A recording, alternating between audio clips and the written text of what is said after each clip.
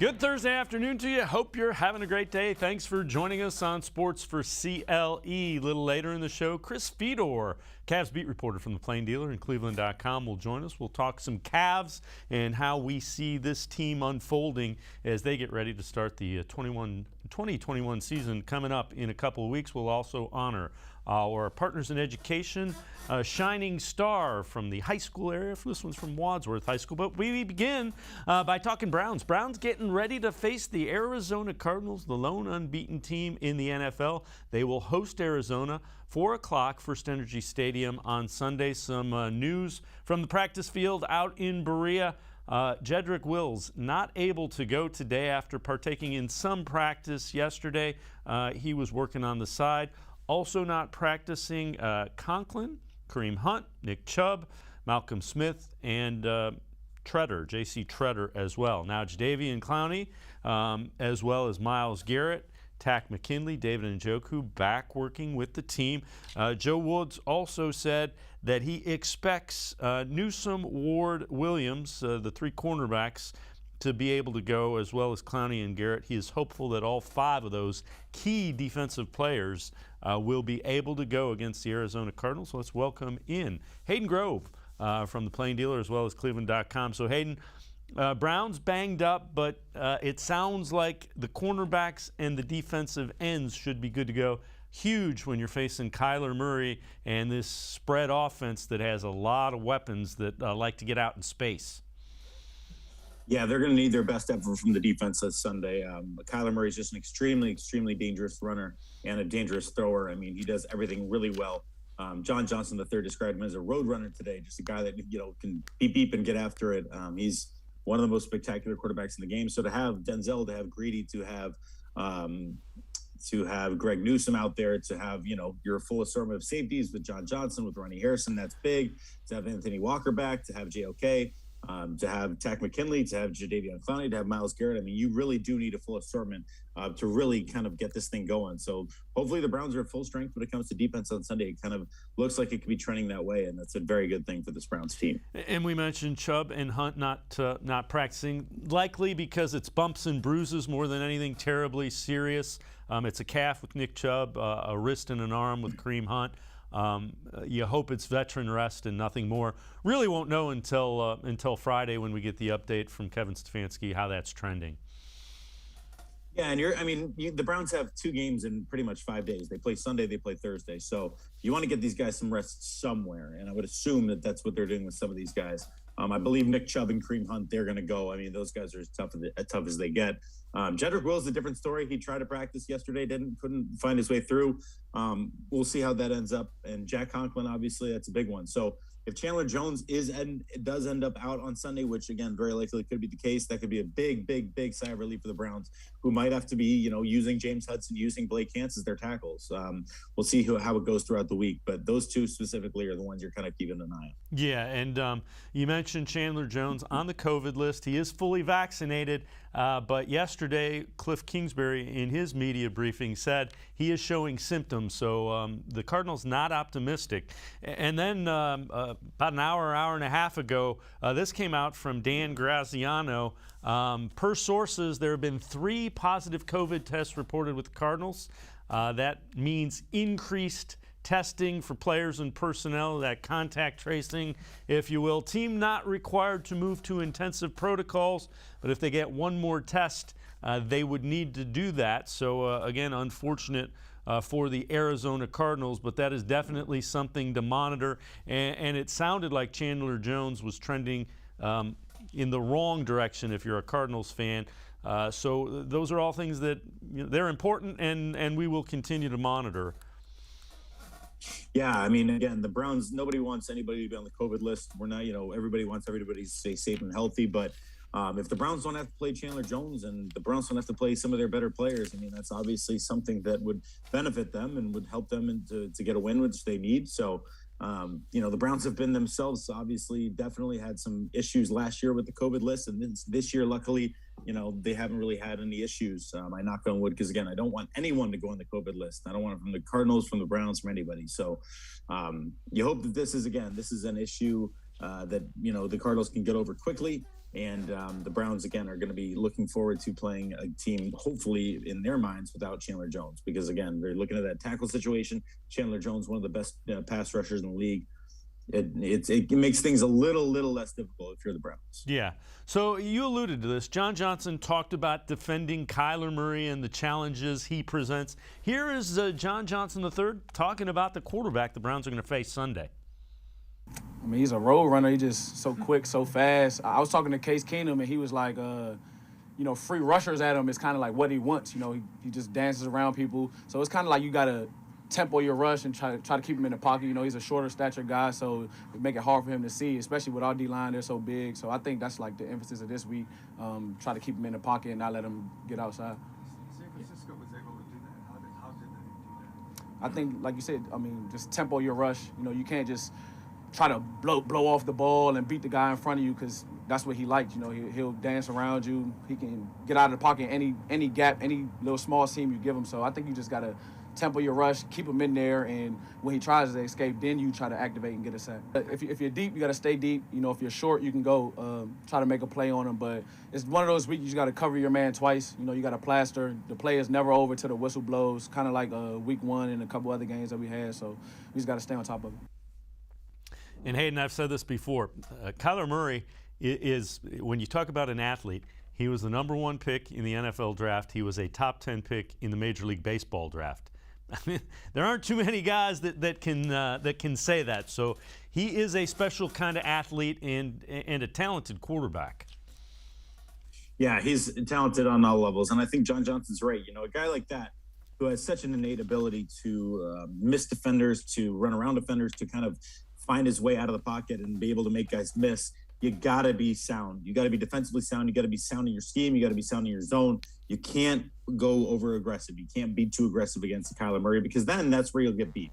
If you try to make too much of a play, he'll beat you over the top with a throw. You try to be too aggressive to go run and get him as a pass rusher, he's going to run right by you. What the Browns don't want to do is let him run all over and let guys improvise their routes if you're the Cardinals, and let him just kind of play backyard football. You want it to be more structured. You want to keep him in that pocket, as they were saying. But Kyler Murray, a really special player. He's going to make throws no matter what. He's going to make a throw if it's in the pocket, out of the pocket, doesn't matter. He's just one of those special breeds that you don't see very often. And one guy who knows what he's getting into trying to defend Kyler Murray is Browns defensive coordinator Joe Woods. Knows him well from his time with the 49ers. Here's what Joe Woods sees in Kyler Murray. A guy that's an exceptional athlete. I don't know how fast he is, but he's fast. But he's really a lot of people see him, with their offense running the ball, at times making big plays like that, but he can throw the ball. That's the thing that's a little bit different about him. I think just my perception of him is he has the arm strength. He can make all the throws. You see it on tape. So he can do a little bit of everything. How does he see down the field? He moves. He gets back, and there's times you see him thread the needle from the pocket, but a lot of times, he'll slide a little bit in the pocket just to open up some windows. But again, he can do it all. He's very, very dangerous. And a little bit later, we'll hear from Joe Woods talking about how you stop that. But you got to like that. I don't know how fast he is, but he's fast.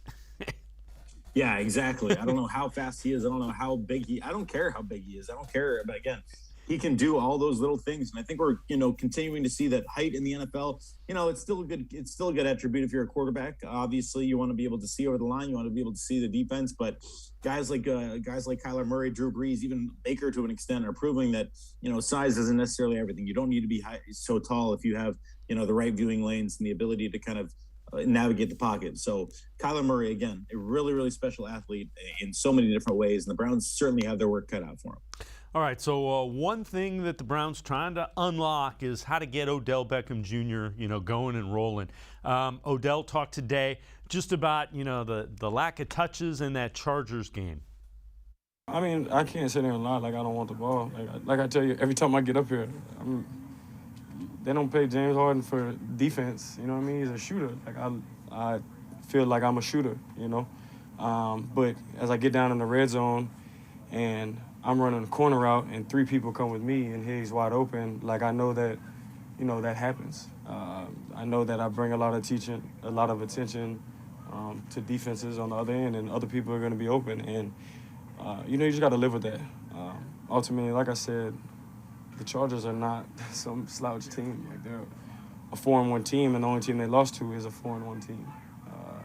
So they just were the better team that day. They, like I said, they did the little things and got it done. And Hayden, I've said this pretty much all week. There is a game where Odell is going to do exactly what David Njoku did, where he's going to go for 200 and 3 touchdowns or something like that. Not sure when it's going to be. It is coming, and you just got to continue to. He's absolutely right on the touchdown pass to Higgins. All 3 defenders went to him, and he was blocking in the run game all game long too. Yeah, I think he's grown up a lot. I think he's grown up in knowing that he can do other things if he's not getting the ball. He can be a great run blocker. He can be a great blocker in the pass game. He was trying to spring Donovan Peoples-Jones for a big gain with his block downfield. But also, again, he's right. He does draw a lot of attention. And I think until Jarvis Landry gets back, I don't think that changes all that much, because Jarvis Landry, again, can add that element too. So, okay, now we have to face Odell and Jarvis. They're together. Odell provides a threat underneath, deep, whatever. Jarvis, very reliable receiver. I can't wait to see them on the field together. So Odell is right. And he's said multiple times today that his only goal is to win a championship. So he's going to do whatever it takes to get there. And, yes, there's a lot made of the Baker Mayfield, OBJ kind of lack of connection. But again, I think Baker Mayfield is taking what the defense is giving him, making accurate, quick, smart decisions, not turning the ball over, which is huge. Hayden Grove from the Plain Dealer and cleveland.com and I are going to step aside, take a quick time out. Hayden talks about Baker Mayfield. We'll hear from Dan Orlovsky about Baker Mayfield. We will also hear a little bit about how the Browns defend Kyler Murray. Plus, we'll hear from JOK. Sports4CLE will be right back. Stay with us.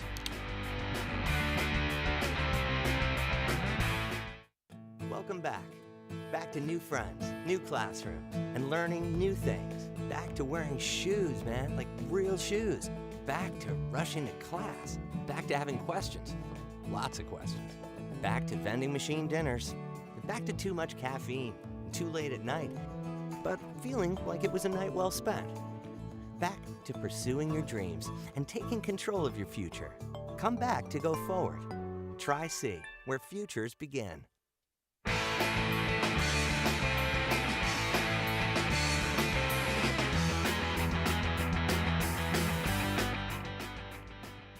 Browns, they get ready for the 5-0 Cardinals. So Dan Orlovsky from ESPN's First Take on Baker Mayfield and the Browns' potential with him as the quarterback. Can the Browns win a Super Bowl with Baker as their quarterback? Absolutely they can. First of all, there's tiers of quarterbacks, Molly, and that's a very clear definition. There are quarterbacks that you win a Super Bowl because of. Those are Aaron Rodgers. Those are Russell Wilsons. Those are Patrick Mahomeses. I think Josh Allen is ascending into that. And then there's quarterbacks that you win Super Bowls with, and Baker Mayfield is in that grouping. Listen, there's a lot of Baker Mayfield hate from a lot of people on our network, on a lot of networks. Number one, Baker Mayfield's in his 4th year. He's in his 4th year. Don't give up on young quarterbacks too early. Number two, this is a quarterback that last year was a 3rd and 14 conversion by Chad Henne away from going to the AFC title game. God only knows what could potentially happen in that football game. Sometimes we talk about Baker Mayfield like he's been an absolute bum. If I asked you this, if I asked you 2 years ago, did you think that the San Francisco 49ers could go to the Super Bowl with Jimmy Garoppolo? Most people would say no. 3 years ago, did you think the Rams could go to the Super Bowl with Jared Goff? Most people would say no. 4 years ago, did you think the Eagles could win a Super Bowl with Nick Foles? Most people would say no. 5 years ago, did you think the Falcons could go to the Super Bowl with Matt Ryan? Most people would say no. 8 years ago, would the Baltimore Ravens win a Super Bowl with Joe Flacco? No. Baker Mayfield is a really, really, really good quarterback. And the Browns can absolutely win a Super Bowl with Baker Mayfield. Hayden Grove, what he said. Well stated by Dan Orlovsky. Yeah, I think the best thing about what Dan said is the tiers. You have the quarterback tiers, right? You have the top tier, the quarterbacks you win because of, the quarterbacks you win with, and then the quarterbacks you lose with, and then the quarterbacks you lose because of. That's how it goes. Baker Mayfield is absolutely a quarterback you can win with. He's proven that. You don't go 11-5. You don't beat the Steelers. You don't do everything that he did last year if you can't win with him. Again, he was terrific last year. He didn't turn the football over. He managed the game in plenty of games, and that's what the Browns need him to do sometimes. This Browns team has such a good running game. Sometimes they just need him to be the guy that pushes the team down the field, keeps them in front of the chains, makes sure the offense is in command, or make sure he's in command of the offense, make sure they're in a rhythm. He doesn't need to make all these throws all the time. And yes, we're in the NFL now where that's the way a lot of teams play. You see the Dallas Cowboys play that way. You see the Chiefs play that way. You see the Baltimore Ravens play that way. You see the Buffalo Bills play that way, where they just hike it in the shotgun and they throw it all over the field. The Browns did that, right? The Browns did that against a couple of years ago with Freddie Kitchens. They kind of tried to play that game. And Baker Mayfield, again, while he did throw a lot of touchdowns, threw a ton of interceptions. Confidence was down. Try to force the ball to his receivers too much. I think that there's a fine line of balance between letting him be a gunslinger and kind of letting him be a game manager. And I think the Browns are kind of tiptoeing that line right now. I really do. I think that they're letting him make some big throws, but they're not, allowing him to just do whatever he wants in that offense. And I think it works. It works for this Browns team.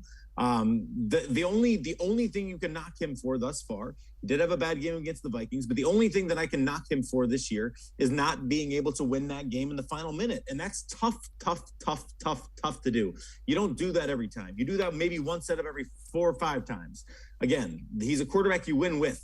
And you need to remember that he can do a lot of things well. He's got a strong arm. He's accurate. He's decisive. He makes good decisions. He's not turning the football over. And for some people, that's not enough. I don't know why. If they continue to win games like I expect them to, that change will come. That tide will turn. Absolutely.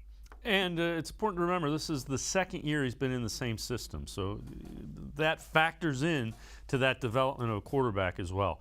Pro Football Focus rookie rankings. The top-ranked rookie, according to Pro Football Focus, Creed Humphrey, that's the center for the Chiefs, 87.1.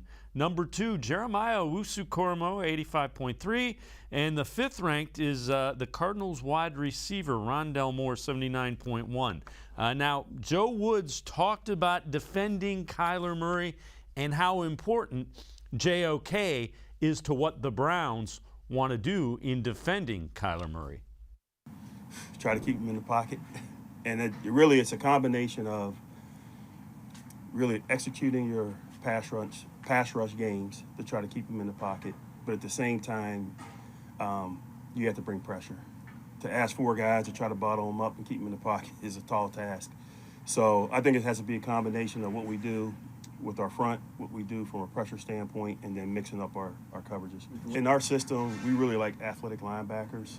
The more that offenses change and they spread you out and try to create matchups, defensively, we want to be able to create the matchups we want. So now when you have a guy like JOK, Grant Delpit, you can put more speed on the field. You feel like now you're putting those advantages in terms of the matchups on your side. And Hayden Grove, I get where he's going with that, and it's good to hear that kind of is the mindset of the Browns as they get ready to defend Kyler Murray, who will be a challenge. Yeah, speed is a huge thing for any defense, and for the Browns to get faster, I mean, that's what they needed to do, and they did. I think that they got much faster. Bring in a guy like JOK. They have some speed back there with John Johnson. They have some speed back there with Grant Delpit. They have speed with Ronnie Harrison. They have some guys who can really kind of be versatile in the role that they play. They can play nickel, dime, I mean, whatever you want to do, whatever you want to bring in. That's what the Browns want to do. They want to be versatile. This Sunday, however, I think that they have to be a little bit more conservative in their approach. What they did against Justin Herbert isn't going to work against Kyler Murray. What they did against Justin Fields isn't going to work against Kyler Murray. What they did against Davis Mills isn't going to work against Kyler Murray. So again, you have this, or what they did against Kirk Cousins is definitely not going to work against Kyler Murray. So you have to find a way to contain him, and you cannot. I don't think you can bring these blitzes from all over the place, because he's gonna navigate his way out of them. You kind of have to play like a little bit of a spy, and you don't want to get too far upfield because he will beat you every chance you get. So I would like to see the Browns defenders keep Kyler in front of him, or keep Kyler in front of them, keep him in eyes distance, because the minute you start to turn your neck, he's by you. So again, keep him in front. Make sure that your eyes are on him at all times, and your neck is not turning to watch him go by. And JOK did talk about it. He was asked specifically about Kyler Murray. He said you can absolutely spy on an NFL quarterback, but here is Jeremiah Owusu-Koramoah talking about the challenge with Kyler Murray. In the defense. Yeah, I mean, everybody's talking about it, quickness, his agility, his ability to get from point A to point B. It'll be tough to stop, but, we're up to the challenge. Do you feel like this is your game to show Well, you were drafted for? Yeah, I mean, what Coach Stefanski always says is, this game is the biggest game. Every game is the biggest game. That's the next game. So, if you ask me, do I think this is my game? Yes, because it's the next game. So we don't key in on the specific teams to say, oh, well, this is the largest game, but it's just the next game. That's the most important game, and that's what I'm keying in on. And again, he will figure into what the Browns want to do this week and moving forward with quarterbacks like Kyler Murray. Yeah, again, he was brought into Cleveland to kind of be a jack of all trades, to be a Swiss Army knife, to do a lot of different things. He can cover a tight end. He can even cover some of these inside receivers. He can cover, he can cover running backs. He can get to the quarterback. He can get to the backfield. He can do anything, and that's why you bring him in. That's why you draft him in the second round. So he's right, though. I love the mentality. Every game is my game. Every game should be your game. It doesn't matter who the opponent is. You got to play your best game that week. And I think, again, this is going to be just another opportunity for JOK to show how good he is, show his skills, show how much he's absorbing and learning the game. Because I think not only is he athletic, I think he's very, very smart, very cerebral, plays the game with a great sense of football IQ. And I think that will definitely show this weekend against a really, really good Arizona Cardinals team. Hayden Grove, reporter from the Plain Dealer, as well as cleveland.com, and I are going to step aside, take a quick timeout. On the other side of the break, Odell will talk about how teams are defending him.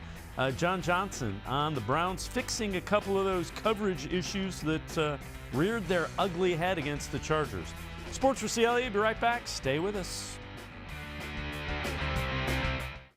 The Ohio Lottery Partners in Education program recognizes role model students and teachers from across Ohio. Nominations can now be done completely online. To nominate a deserving teacher or student, go to OhioLottery.com. In the About section, find Partners in Education. There you will find links to the nomination forms. Students, kindergarten through 12th grade, can be academic all-stars. Teachers can be honored as a Teacher of the Month. The Ohio Lottery Partners in Education, where stars shine.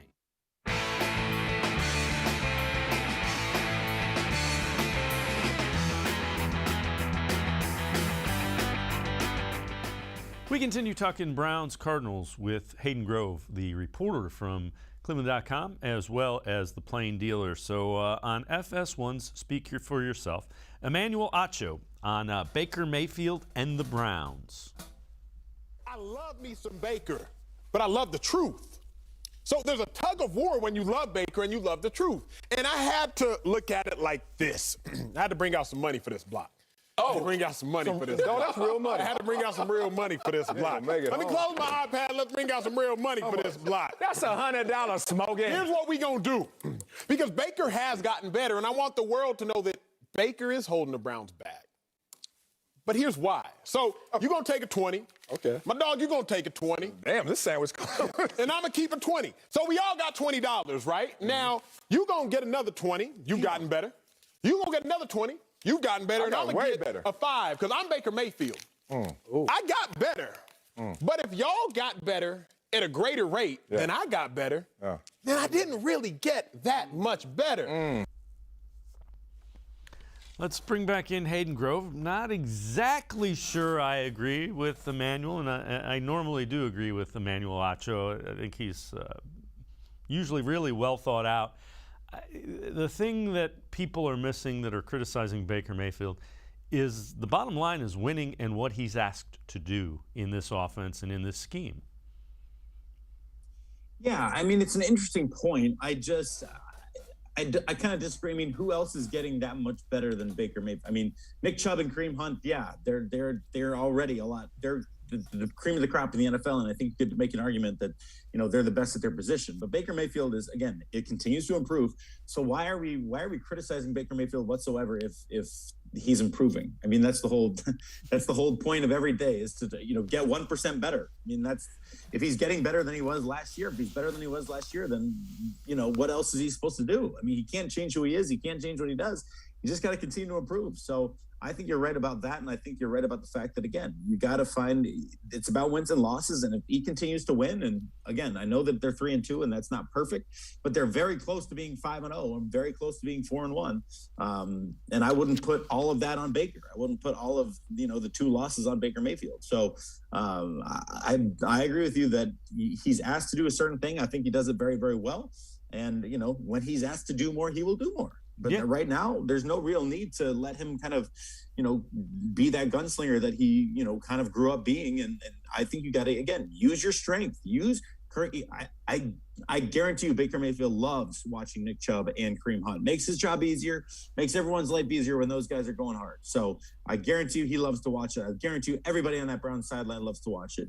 I know we love to watch it. We love to watch Kareem Hunt and Nick Chubb do what they do. It's just so fun to watch. So again, we'll continue to see that throughout the year. They're probably going to have 2,000-yard rushers, which is a great, great accomplishment.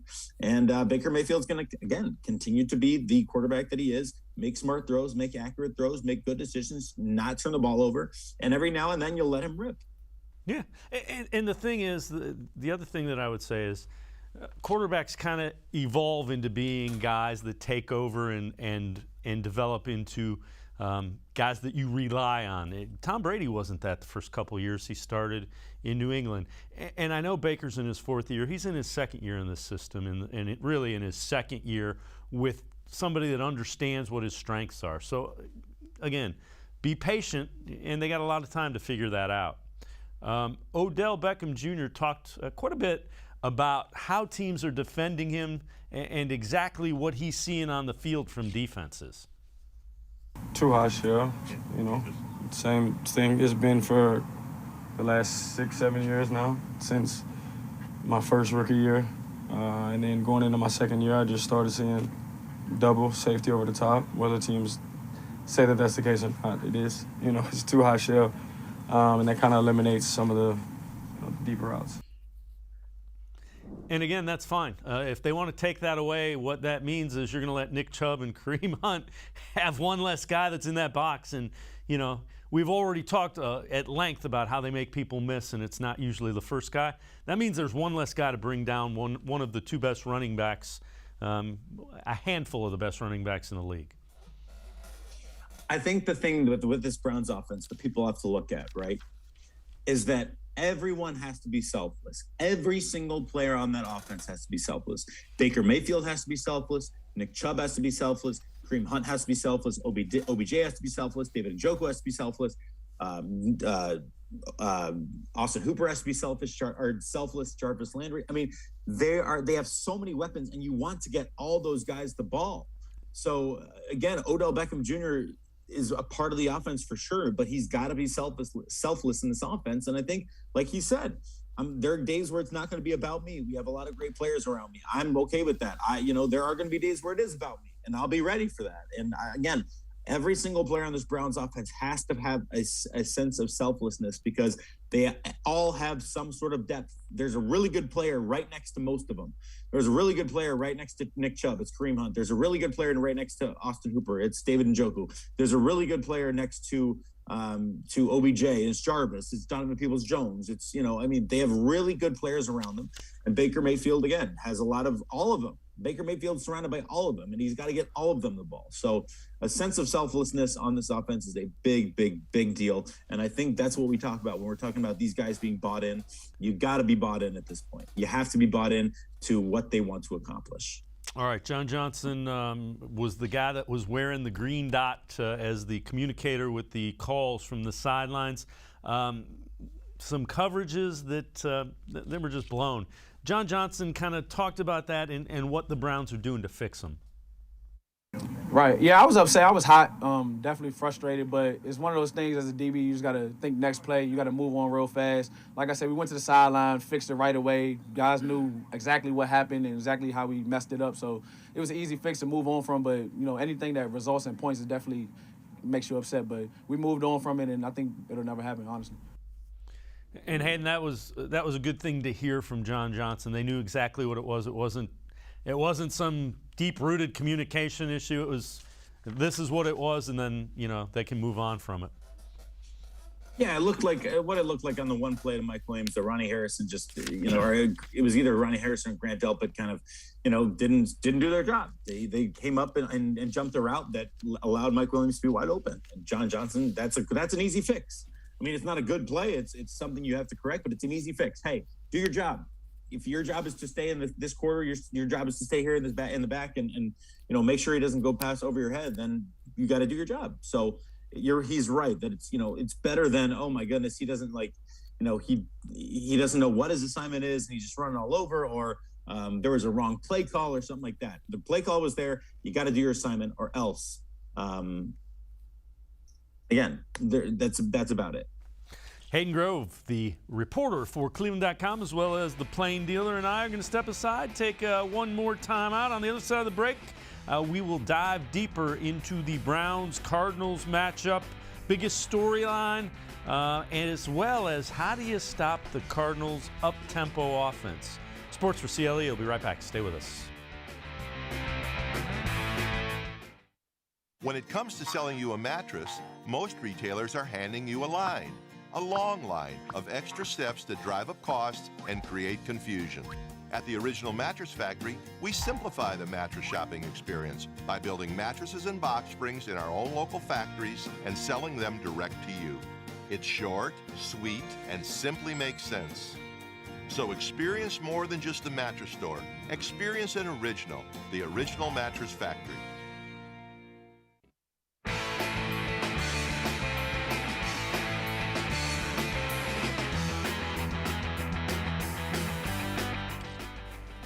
Sports4CLE continues. We continue talking Browns Cardinals 4 o'clock kickoff over at First Energy Stadium. So Pro Football Focus's biggest storyline is can Arizona stop the Cleveland ground attack? And the Cardinals allow 5.4 yards per carry, 31st in the NFL. And we all know the Browns rushing attack is among the best. And here is some numbers from NFL on CBS. Yards rushing per game, over 187, first. Rushing touchdowns, 12.4, first. Yards per rush, 5.4, first. So the Browns gain almost 5.5 yards a carry, and the Cardinals allow almost 5.5 yards per carry. Hayden Grove, that seems to me to be something that they're looking forward to Sunday to see if they can continue those two trends. A lot like the Chargers, man. I mean, the Chargers, again, have a good front, but the Browns bullied them all day on the ground. Bullied them. And I think the Browns want to do the same thing. They want to go out there and bully them. And yes, they'll use the play-action pass early and often. Yes, absolutely they will. But when you're facing a team that's that bad against the run, you got to – that's your strength and that's their weakness. You got to exploit it for everything it's worth. If you're the Browns – you want to be averaging 6-7 yards a carry. I mean, that's what you're looking at. And obviously, there are going to be runs that are less than 6 yards, and there are going to be runs that are greater than 6 yards. But I expect the Browns to come out running the football. It's also supposed to be windy on Sunday, I believe.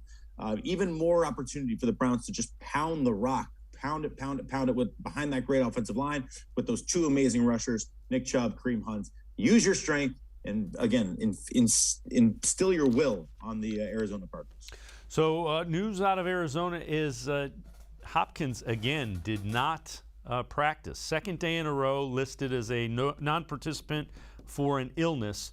And if DeAndre Hopkins can't play, that's probably arguably the best receiver in the NFL. Again, just listed as a non-participant with illness, no other information other than that.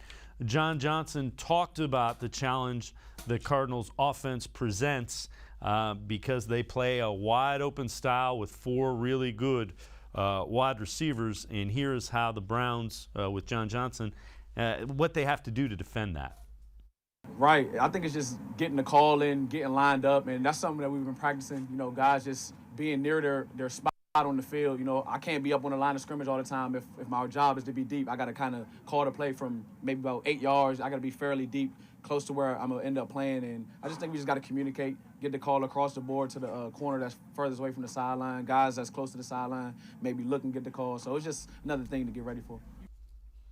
And Hayden, that's going to be critical. That's one of the things the Cardinals do. They, you know, it's that fast break. Let's get up to the line of scrimmage and get the ball to our playmakers in space.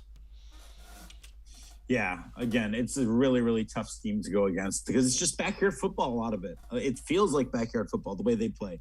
And I think the less you make it feel like backyard football, the more you try to make them have, the harder it's going to be. You know, the less it's Kyler Murray running around, allowing guys to get open in the backfield just because they're off their routes and they're just running around. And the Browns are kind of trying to find them. That the less you do that, the more opportunity you're going to have for success against this team. So they play a very, very different brand of football than the Browns do. But it's a very exciting matchup for this Browns defense. So Cardinals 5-0, Browns 3-2, lone unbeaten team in the NFL. How do you see this game playing out? What do you think are some of the keys? Obviously, the keys are the Browns. Again, they got to run the football well. They got to be efficient. They got to, command the clock. And defensively, they have to keep Kyler in front of them. That means Kyler Murray himself. That means the receivers that he's throwing to. They have to keep everything in front of them. I think the Browns come out and win this game. I do. I think the Browns come out and win this game. I think they finally put it together. They have a good defensive game. I think offensively, they run the clock. They run the football very, very efficiently. I could see this being another kind of shootout, though, where you have 35-plus points on both sides of the ball. I know the over-under is now only 49 or something like that. So maybe the Browns come out and put it together on both sides. I think they win this game by a field goal. Maybe Chase McLaughlin at the last second. But I think they come away. I'm going to say 34-31 Browns win. I agree with you. I think it's going to be in that 34-31, 31-28 win. And I do absolutely think the Browns come away with the win. Hayden Grove from the Plain Dealer and cleveland.com. Hayden, as always, man, appreciate the time and the insight. Thanks very much. Thank you so much. Appreciate you, Dave. All right, Hayden Grove. Make sure you read him. Pages of the Plain Dealer as well as cleveland.com. We're going to step aside, take a quick time out. On the other side of the break, we will hear from Kyler Murray and Cliff Kingsbury. Cardinals talking Browns. Sports for CLE. We'll be right back. Stay with us. Welcome back. Back to new friends, new classroom, and learning new things. Back to wearing shoes, man, like real shoes. Back to rushing to class. Back to having questions. Lots of questions. Back to vending machine dinners. Back to too much caffeine, too late at night, but feeling like it was a night well spent. Back to pursuing your dreams and taking control of your future. Come back to go forward. Try C, where futures begin. The Ohio Lottery Partners in Education program recognizes role model students and teachers from across Ohio. Nominations can now be done completely online. To nominate a deserving teacher or student, go to ohiolottery.com. In the About section, find Partners in Education. There you will find links to the nomination forms. Students kindergarten through 12th grade can be academic all-stars. Teachers can be honored as a Teacher of the Month. The Ohio Lottery Partners in Education, where stars shine.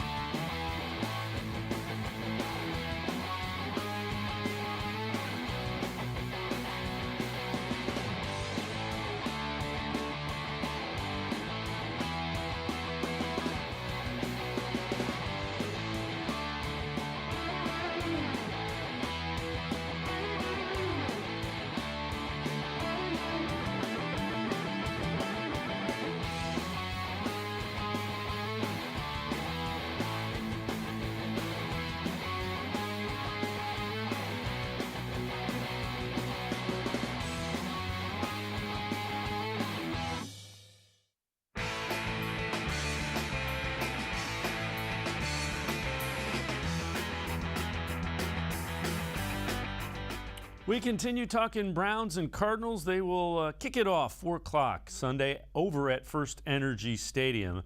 It is a battle of former teammates. Baker Mayfield, Kyler Murray, the two quarterbacks, were teammates at the University of Oklahoma. Both were the first overall pick in the draft. Both won Heisman trophies. Kyler Murray was Baker Mayfield's backup for Baker's senior season at Oklahoma, and the two remain pretty good friends. Baker talked a little bit about Kyler Murray, and then Kyler Murray talks about Baker Mayfield as well. Him and I are very different personalities, but he's so extremely competitive.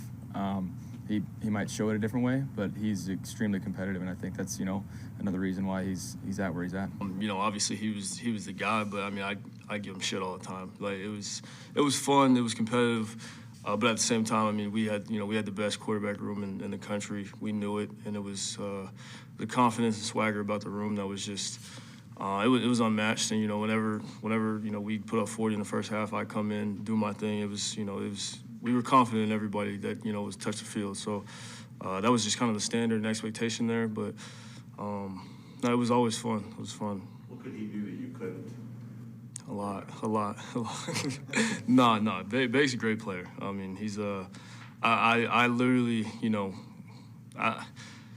he gets a lot of stuff. He gets a lot of hate and all that. But I watched it firsthand each and every day. You know how hard he worked. Make throws that a lot of people can't make. Like I said, I saw it all, and I can legitimately say, he's like that. So he's, I'm glad that I got to learn from him throughout those years. Dynamic, maybe? I don't know. He's got all his bases covered. He's obviously a tremendous athlete, but I think, he sees and understands like concepts in space, a lot better than people might give him credit for. He's able to take advantage of space because he is so quick, but he's able to dissect the defense. Baker Mayfield and Kyler Murray talking about each other.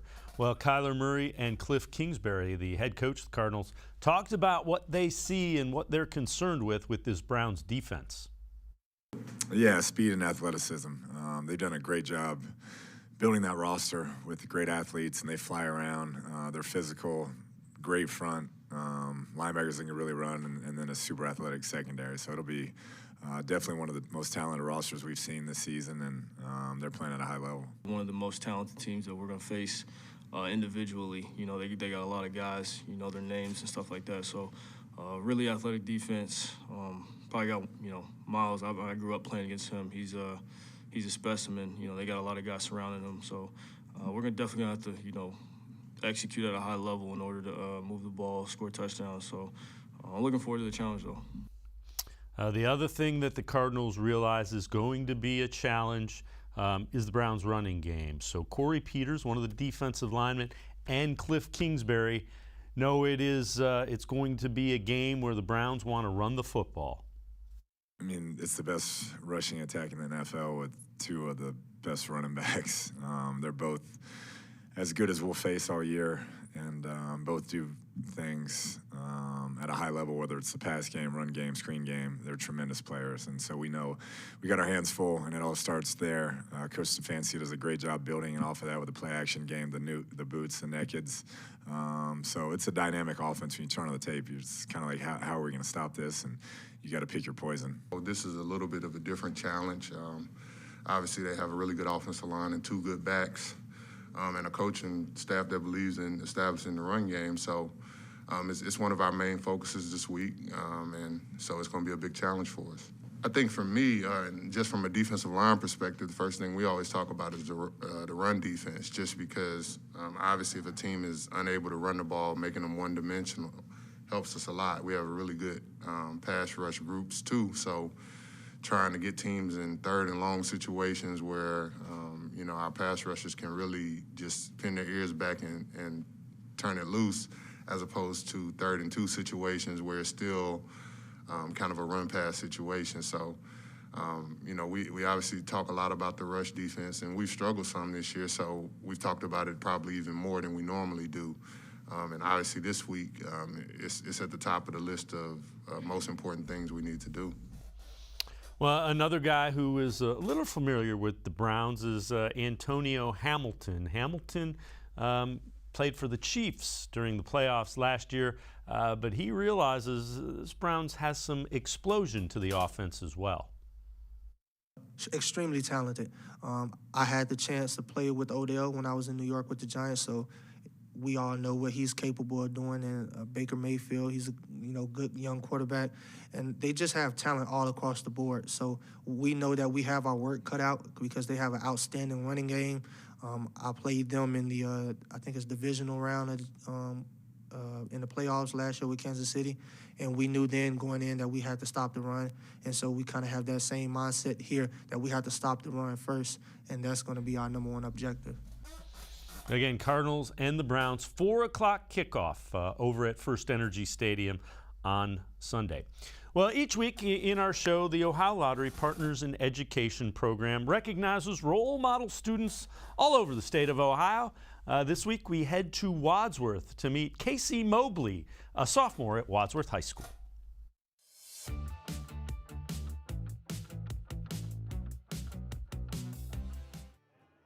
Both in the classroom and in the band room at Wadsworth High School, Casey Mobley is a talented and hardworking student who seems happy to do the right thing. He's an outstanding student in every way. He is nice, he's kind, he's helpful, he's a marvelous student and a good role model to the other kids in band, but very quiet and understated. He's not seeking attention in any way. He quietly goes about his job, but is just such a wonderful person to be around. Casey decided he was going to play tuba in middle school. His talent was apparent even then, so he connected with Dr. Chris Blaha, the tuba professor from the University of Akron. After he decided in 7th grade he was going to play tuba, we got him connected with Chris, and the Blaha family lives here in Wadsworth. And he started from day one studying with Dr. Blaha and getting really started on the right foot. And I think Chris helped instill and develop that passion for tuba playing for him. That passion for playing is apparent to the trained ear. Casey's ability is extremely advanced for his age. The sounds that come out of the tuba when he plays are the most beautiful sounds ever. He's such a gifted tuba player. He has not only a real natural ability on the instrument, but he has a drive to constantly pursue and do something more with it. So it's not about just playing the notes for him, it's about drawing the music out of the piece or anything he's doing for that matter. And he works hard at that too. Many believe the most intelligent musicians are the perfect tuba players because of their importance to the overall sound. They are the foundation of the whole ensemble. If your tuba players aren't rock solid, it's like building a house on sand, literally. So when you have a firm foundation in your band anchoring that sound, it just provides that support so that everybody else can do their job. That passion and talent have earned Casey a spot in the Ohio Music Education Association's All-State Orchestra, the Akron Youth Symphony, and the Capital University Honors Band. Casey also arranges music as well. He has this ability to just make it sound so beautiful and wonderful for a sophomore in high school, which is years beyond where he should be right now. If you know a student who deserves recognition, we want to hear about them, and you can nominate them completely online. Go to OhioLottery.com. Find the About section. Click on Partners in Education. There you will see links to nomination forms. Nominate that student as an academic all-star, and they could end up being featured as our next shining star. Congratulations to Casey Mobley from Wadsworth High School. We're going to step aside, take one more time out. On the other side of the break, we're talking Cavs basketball with Chris Fedor, Cavs beat reporter for the Plain Dealer and cleveland.com. We will talk about the rotation, Ricky Rubio, Kevin Love, the Cavs coming up on Sports4CLE. Stay with us. Welcome back. Back to new friends, new classroom, and learning new things. Back to wearing shoes, man, like real shoes. Back to rushing to class. Back to having questions, lots of questions. Back to vending machine dinners. Back to too much caffeine, too late at night. but feeling like it was a night well spent. Back to pursuing your dreams and taking control of your future. Come back to go forward. Try C, where futures begin. When it comes to selling you a mattress, most retailers are handing you a line. A long line of extra steps that drive up costs and create confusion. At the Original Mattress Factory, we simplify the mattress shopping experience by building mattresses and box springs in our own local factories and selling them direct to you. It's short, sweet, and simply makes sense. So experience more than just a mattress store. Experience an original, the Original Mattress Factory.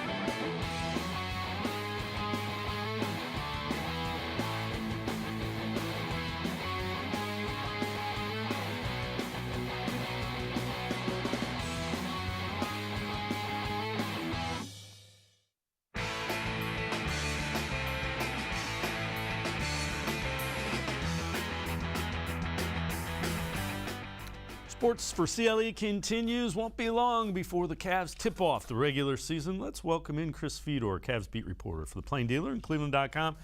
Chris, as always, man, appreciate the time. What about this rotation? How does it look like the rotation will shake out for the Cavs this year? It's great to be on with you again, Dave. Look, I mean, I think JB Bickerstaff has talked about the possibility of either a 9 or 10-man rotation to start off. I think 9 is going to be easier considering he wants to play Ricky Rubio starters minutes. So I get the sense that it's probably going to be a 9-man rotation. The starting 5, I think, is pretty obvious at this point. I expect it to be Darius Garland, Colin Sexton, Isaac Okoro, Evan Mobley, and Jarrett Allen. The next 3 off the bench are pretty obvious too, I think. Ricky Rubio, Kevin Love, and Lauri Markkanen in no particular order. And then the 9th spot is pretty much up for grabs. I think it's either going to be Jetty Osman because of the familiarity that he has with this organization, because he's more of a known commodity, or Dylan Windler, because the Cavs desperately need somebody who can consistently knock down outside shots. But I think it's going to fluctuate as the season goes on, Dave, when it comes to the last couple of spots in the rotation at least. How important is Rubio to what they want to do? That's a guy that I think has been underrated. You know, you watch him play and it's like, this guy can play. I think he's going to be critical to their success, and JB Bickerstaff is going to find a way to play him quote-unquote starters minutes because he's going to have to. And my prediction is Ricky Rubio, if not by opening night against Memphis, but early on in the season, he is going to be in the closing lineup, because that reliability is something that at this stage of their career, Colin Sexton, Darius Garland, Isaac Okoro, some of the kids just simply don't provide. If you look at the numbers last year, Dave, with Darius Garland off the court, the Cavs had an offensive rating of 104.9, which is horrendous in today's NBA. So it goes to show just how much of a weak point backup point guard was last year for the Cavs. But make no mistake, this isn't the typical backup point guard. Ricky Rubio is a starting caliber point guard in the NBA. And I think JB Bickerstaff is going to have to find a way to play him those kinds of minutes. And because of what he brings, Dave, in terms of pushing the tempo, organizing the offense, recognizing when somebody has gone too long without getting a shot, his passing ability, the floor generalship, all of those things are so important to this team that it's going to be really, really difficult, I think, for JB to keep him off the court. And the other thing is you hope the younger guys kind of learn just by seeing what he does and how he makes it work. Let's talk a little bit about Kevin Love. You mentioned him. What have you seen from him? Is he getting back to being an effective player for the Cavs? I think it remains to be seen. Look, we're still in training camp. They still have a preseason game to play. This isn't really the time where you're going to see whether Kevin can be effective. But I'll put it this way, Dave. Kevin Love, even at this stage of his career, even with the questions about him, and I think there are legitimate questions about his effectiveness, about his role, about his happiness, even at this stage of his career, he is one of the 8 best players on this roster. And because of that, even though he's another big and it means complicated decisions for JB Bickerstaff to make when it comes to playing all of his bigs, all 4 of them, he's got to find a way to play Kevin because Kevin deserves it, because Kevin is one of their better players, and it's hard to make an argument for somebody other than him if we're talking about the rotation and a backup role. Yeah, that's fair enough. And the other thing is he can still shoot. I mean, there's no question. That's not something that you lose, is that shooting touch. All right. I mean, the bottom line is, Dave, he knows how to play the game, right? He has a high basketball IQ. He can shoot the ball from the outside. He's willing to shoot the ball from the outside. And when you put him out there on the floor, he can space the court and create opportunities for Darius Garland and Colin Sexton. And even at this stage of his career, Kevin Love can be a positive, and he is a threat when he takes the court. Defenses know that they have to account for him. Yeah, and that's fair enough, and that can be an asset without question. Mm-hmm. All right.